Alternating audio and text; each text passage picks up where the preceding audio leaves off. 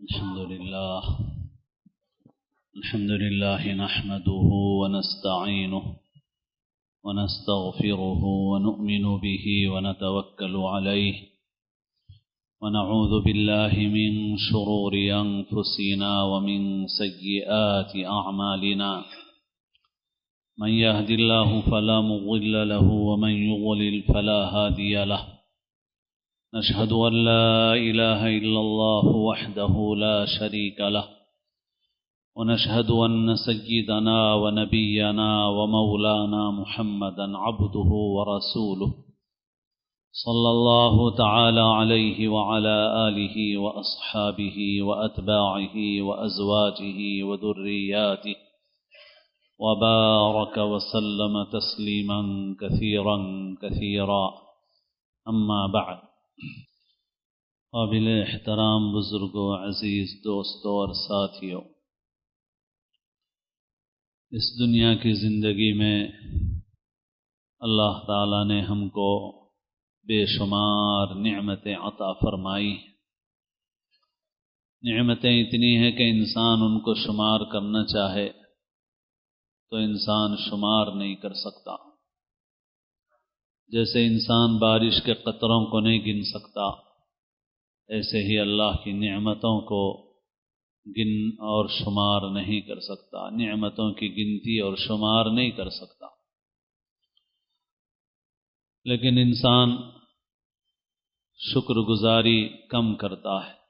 اللہ تعالیٰ نے قرآن مجید میں ارشاد فرمایا وَقَلِيلٌ مِّنْ عِبَادِيَ الشَّكُورُ، میرے بندوں میں کم شکر گزار ہیں.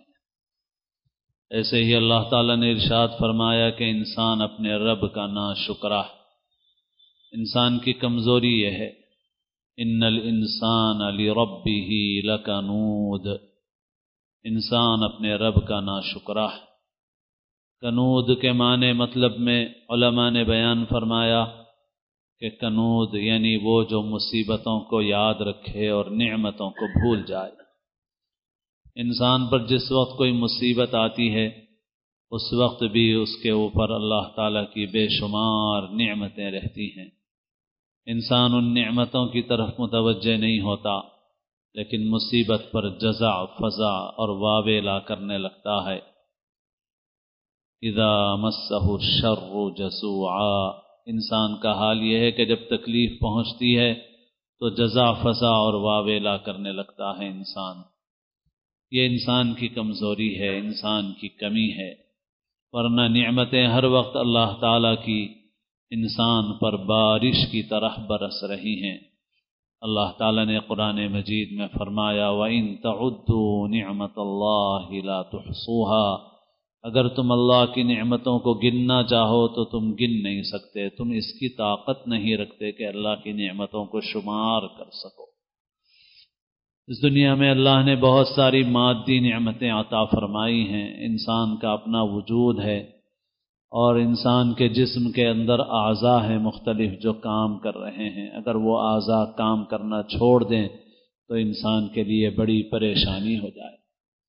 ایک چھوٹا سا عضو ہے گردہ، وہ اپنا کام کرتا ہے اور انسان کا پیشاب آسانی کے ساتھ خارج ہوتا ہے. یہ بھی اللہ تعالیٰ کی بڑی نعمت ہے.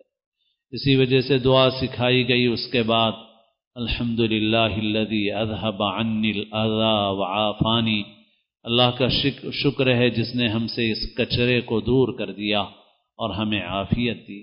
وہ کچرا انسان کے بدن سے نکل گیا، اور اگر یہ کام گردہ انجام نہ دے اور کچرا باہر نہ نکلے تو پھر وہ کچرا خون میں جانے لگتا ہے.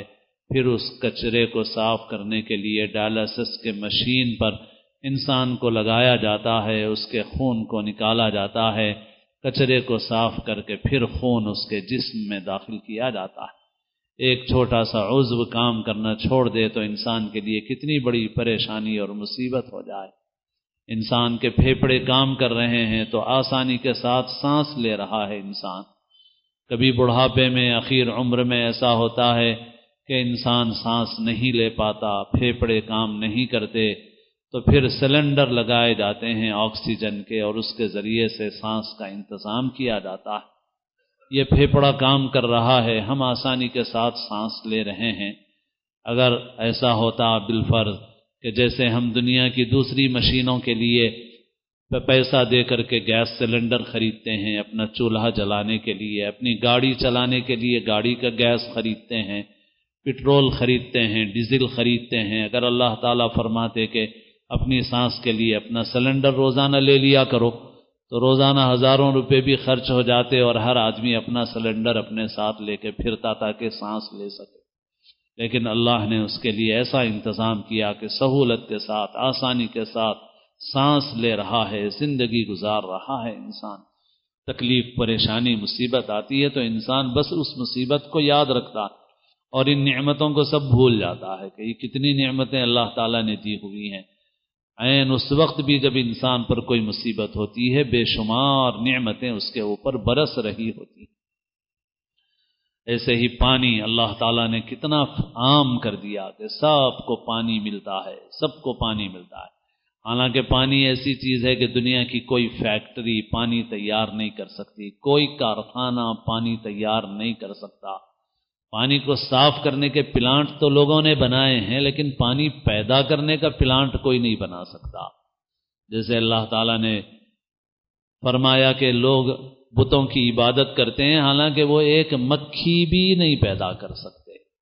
لن يخلقوا ذبابا ولو اجتمعوا له، سارے مل کر کے ایک مکھی پیدا کرنا چاہیں تو ایک مکھی بھی پیدا نہیں کر سکتے۔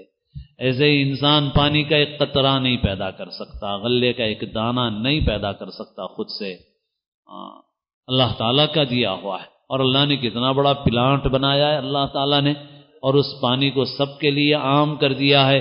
سمندر میں اللہ نے پانی اسٹور کر کے رکھا ہے۔ پھر اس بڑے پلانٹ کا ایک حصہ سورج ہے، اور اس سورج کا کام یہ ہے کہ سمندر کے اس پانی سے جو اسٹور کیا ہوا ہے پانی کو لے اور فضا کے اندر پہنچائے، بادلوں کی شکل میں رکھے، پھر ان بادلوں کو اللہ تعالیٰ زمین پہ برساتے ہیں۔ پھر زمین کو اللہ نے ایسا بنایا کہ وہ سخت بھی ہے اور نرم بھی ہے، اس کے اوپر بلند و بالا عمارتیں بھی کھڑی ہوتی ہیں اور بڑے بڑے قلعے بنائے جاتے ہیں، سینکڑوں منزلہ عمارتیں اس کے اوپر بنائی جاتی ہیں۔ اور پھر اس کو اللہ نے ایسا نرم بھی بنایا ہے کہ وہ پانی کو اپنے اندر جذب کر لیتی ہے۔ پھر وہ پانی کبھی ندیوں اور نہروں کی شکل میں بہتا ہے اور کبھی انسان کنویں اور بورویل کے ذریعے سے کھود کر کے پانی کو انسان حاصل کرتا ہے، اور وہ پانی جو سمندر میں کھارا تھا انسان کو میٹھا ہو کر کے ملتا ہے، اور اللہ نے اسے سب کے لیے عام کر دیا۔ کتنی بڑی اللہ تعالیٰ کی نعمت ہے۔ تو غرض بے شمار نعمتیں ہیں جو اللہ تعالیٰ نے دی ہوئی ہے، انسان شمار کرنا چاہے نہیں کر سکتا، مگر شکر بہت بڑی چیز ہے، بہت بڑی چیز ہے۔ میرے شیخ حضرت حکیم کلیم اللہ صاحب دامت برکاتہم حضرت مختلف نکات بعض اوقات بار بار حضرت اس کا تکرار اعادہ فرماتے رہتے ہیں۔ آج کل حضرت بار بار ہمارے فرماتے ہیں کہ زبان ذاکر دل شاکر، بس سب خلاصہ یہی ہے، سارے سلوک کا، اللہ والوں کے طریق کا خلاصہ زبان ذاکر دل شاکر، شکر گزاری کرو اللہ تعالیٰ کی، اللہ کی نعمتوں کا شکر۔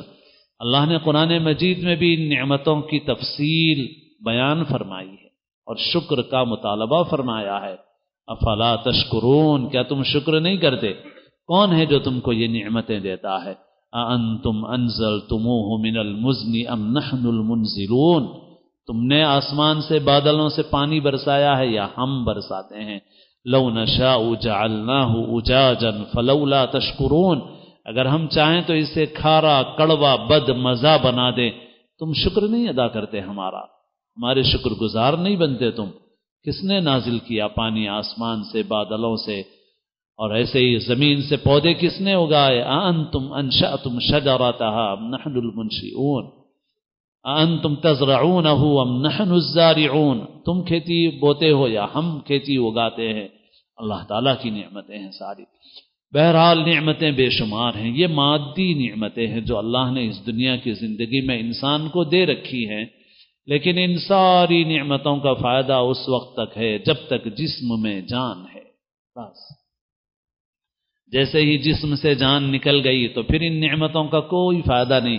پھر گردے کی کوئی ضرورت نہیں ہے، پھیپھڑے کی کوئی ضرورت نہیں ہے، اس دل کی کوئی ضرورت نہیں ہے جس کے لیے لاکھوں روپے خرچ کر رہے ہو، جس کے حملے سے پریشان ہو، قلب پر حملہ، قلب کی بیماری، قلب کا علاج، اب اس دل کے ٹکڑے کی کوئی ضرورت نہیں ہے، اب اس گردے کی کوئی ضرورت نہیں ہے، اب اس پھیپھڑے کی کوئی ضرورت نہیں ہے، اب انسان اپنے جسم کے ڈھانچے سے آزاد ہو گیا ہے، اور انسان مرا نہیں ہے، ختم نہیں ہوا ہے انسان، انسان روح ہے اور روح ختم نہیں ہوتی ہے، روح منتقل ہوتی ہے، جسم اور جان کا کنیکشن ختم ہوتا ہے مگر انسان ختم نہیں ہوتا ہے، انسان باقی ہے، اس عالم سے دوسرے عالم میں منتقل ہو گیا، پہلے عالم ارواح میں تھا، ماں کی ان کے رحم میں تھا، باپ کی صلب میں تھا، پھر اس کے بعد دنیا میں آیا، پھر دنیا سے نکل گیا اور عالم برزخ کے اندر پہنچ گیا انسان۔ تو انسان جب تک اس دنیا میں ان ساری نعمتوں کی قدر اور قیمت ہے، اور جیسے ہی جسم اور جان کا یہ رشتہ ختم ہوا، ان ساری نعمتوں کی قیمت ختم، سب نعمتوں کی قیمت ختم، کچھ اہمیت نہیں ہے اب انسان کے لیے ان نعمتوں کی۔ اب اس کے بعد کون سی نعمت ہے بھائی جو کام آنے والی ہے؟ جان جسم سے تو جدا ہو گئی ہے، روح نکل گئی ہے، اب اس کو فائدہ پہنچانے والی، کام آنے والی چیز کیا ہے؟ ختم تو نہیں ہوئی ہے روح، فنا نہیں ہوئی ہے، وہ تو باقی ہے، وہ جسم سے نکل گئی ہے، عالم دنیا سے نکل گئی ہے مگر ختم نہیں ہوئی۔ اب اس کو کون سی نعمت چاہیے، کون سی چیز فائدہ پہنچانے والی ہے، کون سی چیز کام آنے والی ہے؟ تو اس وقت جو اس کو کام آنے والی چیز ہے وہ ایمان ہے، وہ ہدایت ہے، وہ ایمان کی نعمت ہے، وہ ہے نعمت جو اب مرنے کے بعد کام آنے والی ہے، جو اب جان کے نکلنے کے بعد جان کو کام آنے والی ہے۔ اب تک جتنی چیزیں کام آ رہی تھیں وہ جسم کے کام آ رہی تھی، یہ پیسہ جسم کے کام آ رہا تھا، یہ گھر جسم کے کام آ رہا تھا، یہ ساری نعمتیں جسم کے کام آ رہی تھیں، لیکن اب تو کچھ ضرورت نہیں ہے۔ اب جان کے لیے کون سی چیز کام آئے گی؟ تو جان کے لیے جو چیز کام آئے گی وہ ایمان ہے، وہ ہدایت ہے، وہ ہے، اور اسی ایمان اور ہدایت کی نعمت کو لے کر کے اس دنیا میں پیغمبر آئے ہیں۔ جو انسان اس ایمان اور ہدایت کی نعمت کے ساتھ اس دنیا سے رخصت ہوا وہ کامیاب ہے، اور جو اس ایمان اور ہدایت کی نعمت کے بغیر اس دنیا سے رخصت ہوا تو دنیا میں کتنی ہی نعمتوں میں رہا ہو وہ ناکام ہے، وہ ہلاک ہے، وہ برباد ہے، وہ تباہ ہے، کوئی فائدہ نہیں ہے۔ دنیا کے وہ لوگ جن کے پاس مال، اسباب، دولت ہے، آج ان کے اوپر ہم رال ٹپکاتے ہیں، ان کو خوش نصیب سمجھتے ہیں۔ اللہ تعالیٰ میری، آپ کی، سب کی، اللہ تعالیٰ ہمارے دلوں کی حفاظت فرمائے ایسی سوچ سے۔ قرآن مجید کے بیان کے مطابق ایسوں کو خوش نصیب سمجھنا یہ جاہلوں کی علامت ہے، ایمان والوں کی نہیں ہے، علم والوں کی نہیں ہے۔ قارون کے پاس مال و دولت دیکھ کر جن لوگوں نے کہا یا لیت لنا مثل ما اوتی قارون انہ لذو حظ عظیم، کہ کاش ہم کو بھی ایسا مال ملتا جیسے اس مالدار کو ملا ہے، تو جو ایسا، اور یہ بڑا خوش نصیب ہے، ذو حظ عظیم، بڑا خوش نصیب ہے۔ میں یوں مت سمجھیے کہ میں اپنی طرف سے کوئی مطلب گڑھ رہا ہوں، یہ قرآن کے الفاظ کا ہی نچوڑ بیان کر رہا ہوں۔ حظ کے معنی، نصیب کے معنی حصے کے ہیں، عظیم کے معنی بڑا، لذو حظ عظیم، بڑا نصیب والا ہے، بڑا نصیب والا ہے، کیا مال ملا ہوا ہے اس کو۔ اللہ تعالیٰ نے فرمایا یہ ایسا کہنے والے جاہل ہیں، ایسا سوچنے والے جاہل ہیں۔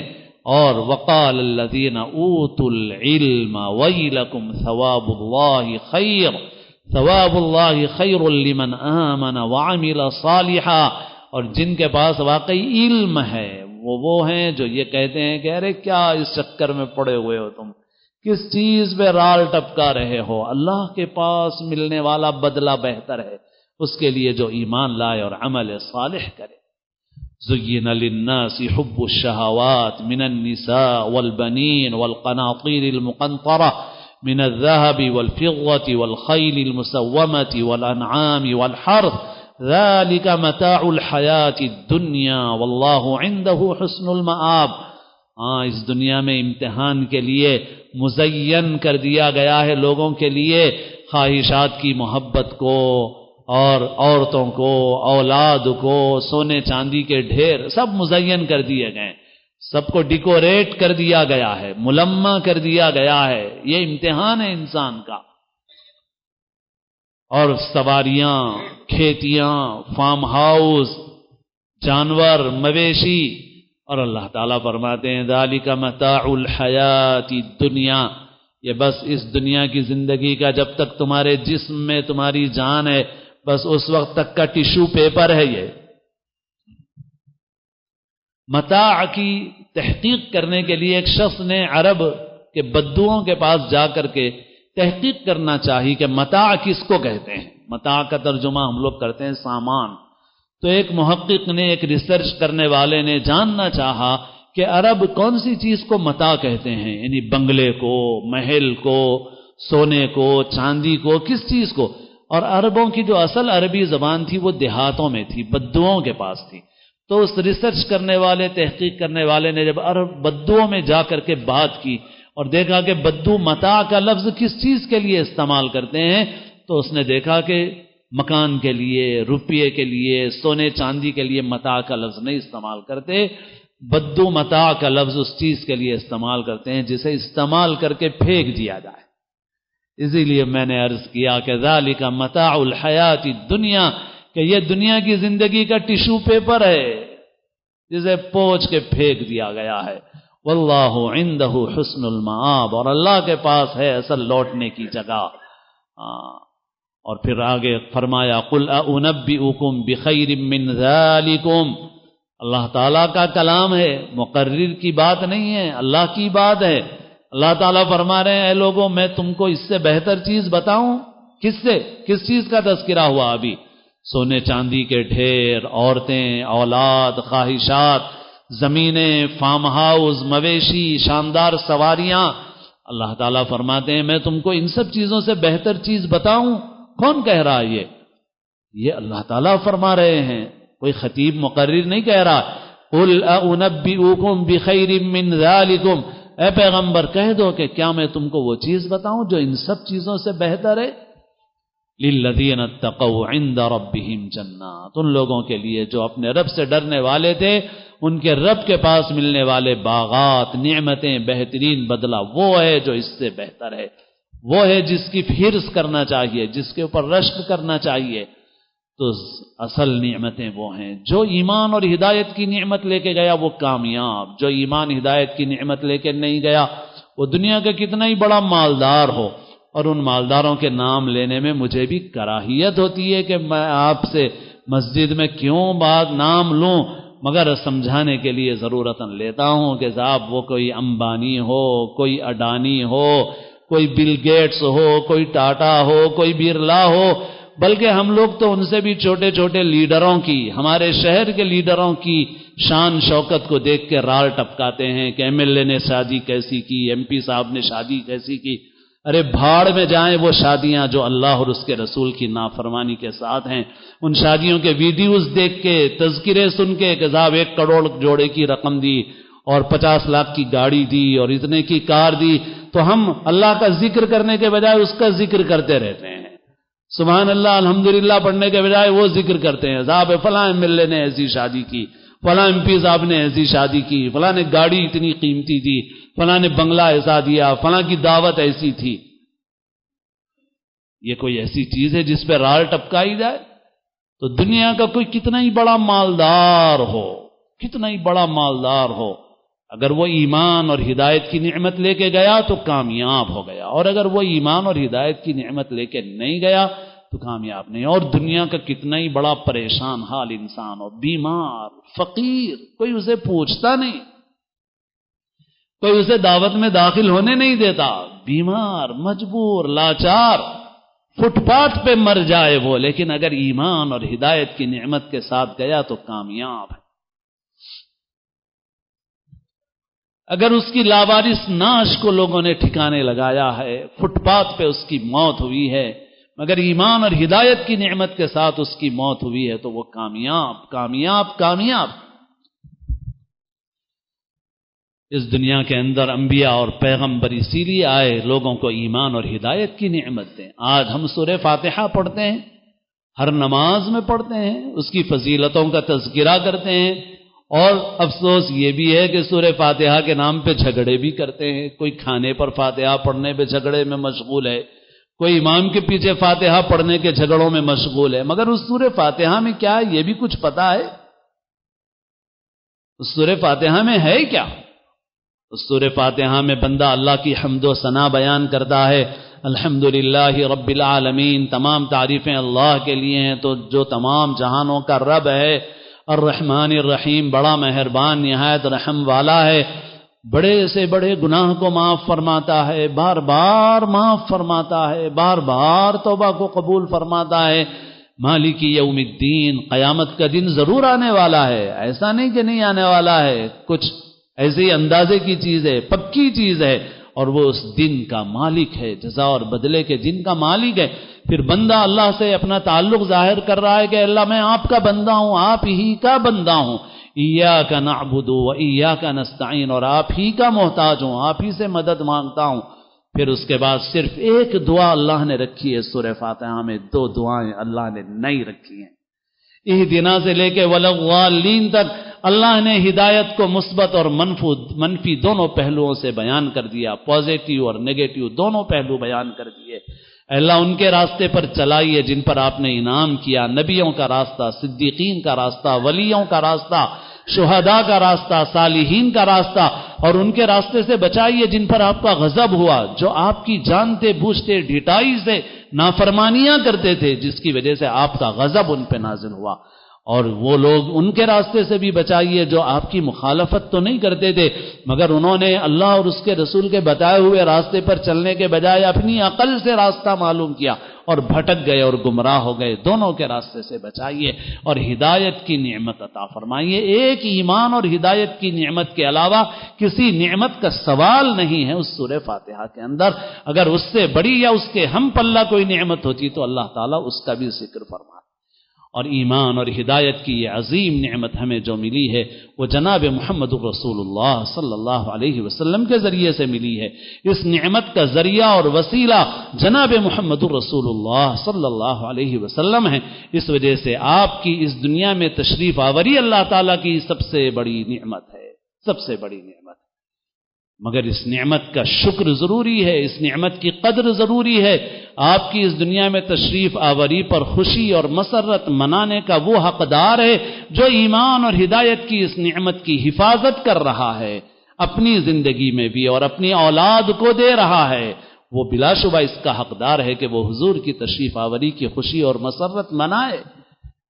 مگر جسے اس ایمان اور ہدایت کی قدر ہی نہیں ہے وہ اس کا حقدار نہیں کہ وہ حضور کی اس دنیا میں تشریف آوری کی خوشی منائے۔ ہم نے خود اپنے بچے کو لے جا کے 3 سال کی عمر میں اس اسکول کے حوالے کر دیا جہاں گھنٹوں میوزک بجنے والی ہے، ڈانس ہونے والا ہے۔ 3 سال کے بچے کو ہم نے چھوڑ دیا ہے، سر پہ ہمارے ٹوپی شاندار ہے، داڑھی بھی مکمل ہے، کپڑے بھی سفید ہیں، جمعہ اور نماز میں بھی موجود ہیں۔ سوچو تو صحیح کیا کر رہے ہو تم، کہاں کے حقدار ہو کہ حضور کی ایمان اور ہدایت کی نعمت کا شکر مناؤ۔ تم نے تو 3 سال کی عمر میں اپنے بچے کو حوالے کر دیا، اور 13 اگر 10 تک کا اسکول ہے تو تم نے 13 سال کے لیے فیصلہ کیا ہے کہ اسے بے حیاؤں کے کلچر میں رکھنا ہے، اسے شرک کے کلچر میں رکھنا ہے، ڈانس میں، میوزک میں، گانے میں، باجے میں رکھنا ہے، اور اس کی نمازیں ہونے والی نہیں ہیں سوائے اس دن کے جس دن چھٹی ملے اور توفیق ہو جائے نماز ختم۔ اور گھر میں جنہوں نے اپنی اولاد کو ٹی وی کے حوالے کر رکھا ہے، فلموں کے حوالے کر رکھا ہے، سیریلوں کے حوالے کر رکھا ہے، آج ہم لوگ مسلکوں کے لیے لڑ رہے ہیں۔ چھوڑو بھائی مسلک کی بات، اس وقت تو ایمان کے لالے پڑے ہوئے ہیں، کفر اور الحاد اور ارتداد کی آندھیاں چل رہی ہیں۔ تو حضور کی تشریف آوری پر مسرت کا سب سے بنیادی تقاضا یہ ہے کہ اس نعمت کا شکر، اس نعمت کی قدر اور اپنی اولاد میں اس کو منتقل کرنے کی فکر اور اس کے لیے صحیح تدبیریں۔ جو یہ کر رہا ہے وہ یقیناً اس خوشی اور مسرت کا حقدار ہے۔ اللہ اپنے فضل سے، اپنے کرم سے ہمیں ان میں سے بنائے اور اپنے نبی پاک صلی اللہ علیہ وسلم کی سچی پکی کامل محبت نصیب فرمائے۔ محض اپنے فضل سے، اپنے کرم سے آپ کے دین کی خدمت کی اللہ ہمیں توفیق نصیب فرمائے، ہمارے لیے ہمیں قبول فرمائے، اس خدمت کے لیے ہماری مغفرت اور ہماری نجات کا ذریعہ بنائے۔ اللہ ہمارے نسلوں کے ایمان کی اللہ تعالیٰ پوری حفاظت فرمائے۔ اللہ تعالیٰ ہم سب کو اسلام کی زندگی اور اپنے اپنے وقت پر حسن خاتمہ نصیب فرمائے۔ سنتیں ادا فرما لیجیے۔